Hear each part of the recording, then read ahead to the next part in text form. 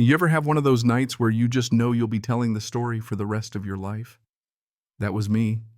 Late June, sweating through my uniform after a double shift and dreaming of nothing but a quiet beer by the pool, my own little piece of heaven after 23 years on the Riverside Heights force. Well, quiet went right out the window the second I turned onto Elmwood Drive and felt bass rattling my cruiser's windows.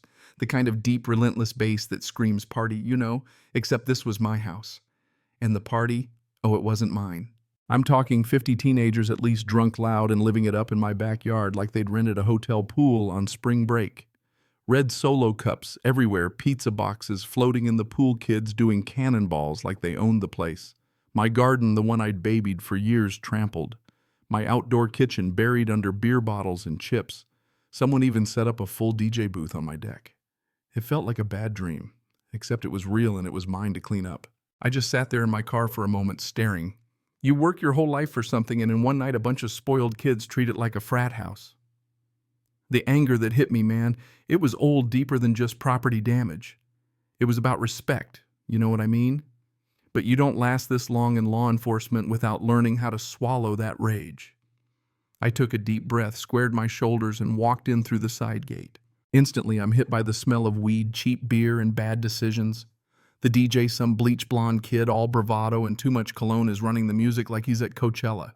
I try to get his attention, but nobody's listening. Nobody's looking my way. So I did what any rational person would do. I unplugged the whole setup. Dead silence. All eyes on me. Now comes the chorus of, "What the hell, man, and who are you?" That's when I let him know party's over. You're trespassing. I'm not your friendly neighborhood cop, I'm the homeowner. Most kids start backing up, doing the math. But the DJ, this kid Brandon, just laughs in my face and asks if I'm some rent-a-cop. Says, "There's no way I live here, not someone like me." Yeah, there it was. The racism you know is coming, but you hope you're wrong every time. I pull my badge, lay it on the line. I'm Chief Bradley, and this is my house. Now move. You ever see mob mentality in real time?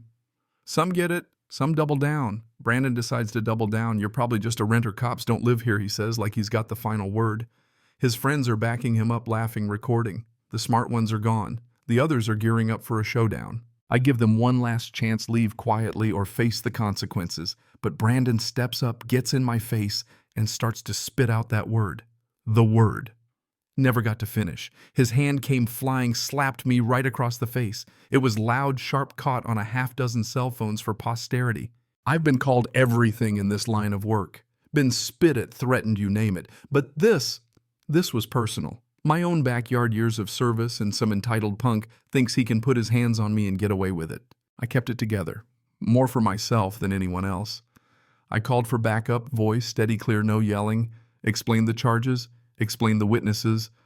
The DJ's bravado melted right off when the sirens started getting closer, but a few of his friends just stood there waiting for something magical to save them. "My mom's a lawyer."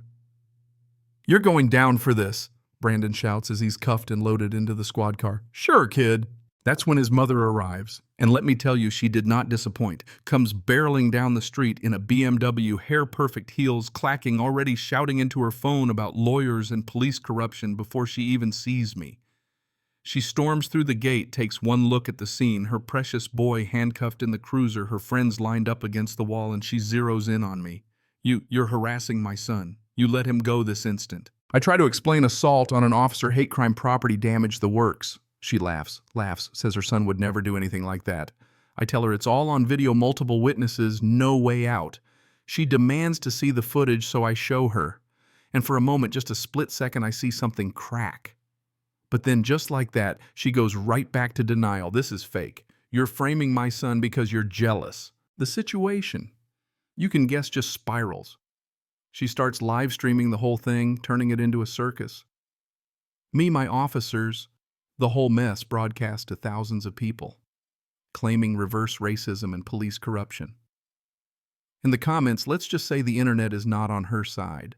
Folks start pulling up property records, news articles, photos of me shaking hands with the mayor. Her stream goes viral. People see the truth for themselves. In the days that followed, the fallout was brutal. Brandon gets hit with a stack of charges, including a hate crime. His college offers vanish. Catherine, the mother, loses her law firm and gets investigated by the IRS. Turns out the Buckleys weren't as squeaky clean as they wanted everyone to believe. Their names are trending for all the wrong reasons. But the thing nobody saw coming was Brandon's letter. 3 months later, I get a handwritten apology from him. He's been in counseling, volunteering at the community center, trying to make amends. Says seeing me keep my cool, not retaliate, showed him what real strength is. Says he wants to be better. You know what? That stuck with me. Because as much as I wanted vengeance that night, as much as I wanted to see them pay, it was that letter that reminded me what justice is really about. Not just punishment, but change. Growth. Catherine never changed. She doubled down, started a podcast, blamed cancel culture for all her problems. The internet moved on, but her reputation never recovered. Meanwhile, Brandon turned his life around, went back to school, started mentoring kids, owning up to his past. Some of his friends did the same, others, well, they stayed stuck. Looking back, I see that night as a turning point, not just for me, but for a whole community.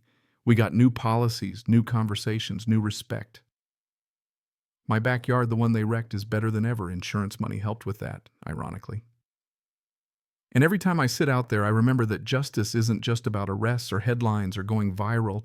It's about standing up, holding your ground, and giving people a chance to be better even when they least deserve it. So let me ask you, when you see a story like this, what do you think is real justice? Is it watching someone lose everything or watching them change for the better? I know where I stand.